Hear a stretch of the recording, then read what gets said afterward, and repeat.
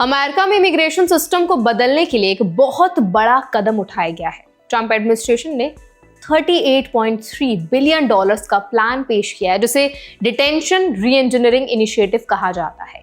इस इनिशिएटिव के तहत अमेरिका में इमिग्रेशन डिटेंशन सिस्टम का पूरा ओवरहॉल किया जाएगा ताकि डिपोर्टेशंस तेज हो और डिटेंशन फैसिलिटीज को कंसोलिडेट किया जा सके। तो क्या है पूरा मामला, आइए जानते हैं आज की इस वीडियो में। हाय, मेरा नाम है वर्षा दुबे और आप मुझे देख रहे हैं एनबीटी टेक एड पर। इस प्लान के मुताबिक 8 बड़े डिटेंशन सेंटर्स एक्वायर और रेनोवेट किए जाएंगे, साथ ही 16 न्यू प्रोसेसिंग साइट्स बनाए जाएंगे और आइस के एग्जिस्टिंग 10 टर्न की फैसिलिटीज पर डायरेक्ट कंट्रोल लिया जाएगा। सबसे बड़े डिटेंशन सेंटर्स में 10,000 तक लोगों को रखा जा सकेगा, मेनली इंटरनेशनल डिपोर्टेशंस के लिए। न्यू हैम्पशायर गवर्नमेंट की डॉक्यूमेंट्स में बताया गया कि इस नए मॉडल से आइस को एक एफिशिएंट डिटेंशन नेटवर्क बनाने में मदद मिलेगी। इस ओवरहॉल का मकसद सिर्फ कैपेसिटी बढ़ाना नहीं है। आइस के डॉक्यूमेंट्स बताते हैं कि नए सेंटर्स कस्टडी मैनेजमेंट बेहतर करेंगे, रिमूवल ऑपरेशन स्ट्रीमलाइन होंगे और कई छोटे शॉर्ट टर्म कॉन्ट्रैक्ट्स की डिपेंडेंसी कम होगी। प्रेजेंट में आइस स्टेट, काउंटी और लोकल जेल्स के साथ साथ प्राइवेटली ऑपरेटेड फैसिलिटीज पर निर्भर है। फरवरी 2026 तक लगभग 70,000 माइग्रेंट्स नेशन वाइड डिटेंशन में थे। प्लान की फंडिंग कांग्रेस के one big beautiful bill act के तहत होगी। आइस का कहना है कि फैसिलिटीज सेफ और ह्यूमेन सिविल डिटेंशन सुनिश्चित करेंगी, लेकिन साथ ही मास डिपोर्टेशन को और भी ज्यादा बढ़ाएंगी। हालांकि इस प्लान को लेकर लोकल कम्युनिटीज और पॉलिटिशियंस में चिंता भी बढ़ी है। मिसिसिपी के यूएस सेनेटर रोजर विकर ने homeland security secretary Kristi Noem को लेटर लिखकर बायहालिया में नए जेल वेयरहाउस के प्लान को रोकने की मांग की है। उनका कहना था कि इस इंडस्ट्रियल साइट का कन्वर्जन आइस डिटेंशन सेंटर्स में इकोनॉमिक डेवलपमेंट अपॉर्चुनिटीज को रोकता है और कम्युनिटी बेनिफिट्स नहीं देता। इस प्लान का दूसरा हिस्सा है large scale enforcement. Trump administration ने लोकल पुलिस और शेरिफ्स को इमिग्रेशन अरेस्ट अथॉरिटी देने के लिए कोऑपरेशन एग्रीमेंट साइन किए हैं।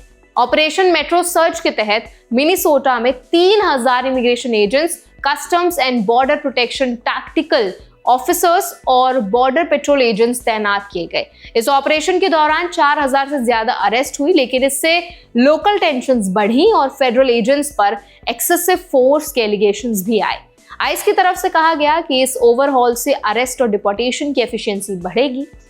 अभी तक फिस्कल ईयर के स्टार्ट से लेकर अब तक 1,62,000 लोग डिपोर्ट किए जा चुके हैं, लेकिन टारगेट 1 मिलियन अरेस्ट अभी भी पूरा नहीं हुआ है।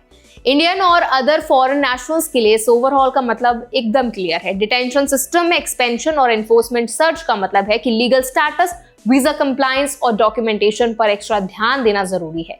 H1B, F1, L1 या अदर वीजा होल्डर्स को हमेशा इंश्योर करना चाहिए कि उनका स्टेटस वैलिड हो, एम्प्लॉयर रूल्स फॉलो कर रहे हो और ट्रैवल या वर्क रेस्ट्रिक्शंस का पालन हो रहा हो। किसी भी लीगल वायलेशन या ओवरस्टे के केस में आइस डिटेंशन प्रोसीजर्स लागू हो सकते हैं। यूएस में इंडियन कम्युनिटी के लिए सबसे इंपॉर्टेंट चीज ये है कि अगर किसी को डिटेंशन या लीगल नोटिस मिलता है तो तुरंत क्वालिफाइड इमिग्रेशन अटॉर्नी से कांटेक्ट करना चाहिए। Documentation, visa approval letters, employment verification और I-94 रिकॉर्ड्स को ऑर्गेनाइज्ड रखना बहुत जरूरी है। एडवोकेसी ग्रुप्स और इंडियन कॉन्सुलेट्स भी मदद के लिए अवेलेबल रहते हैं। इस प्लान से सिर्फ आइस की ऑपरेशन एफिशिएंसी बढ़ेगी ही नहीं, बल्कि डिपोर्टेशन प्रोसेस सेंट्रलाइज्ड और लार्ज स्केल हो जाएगी।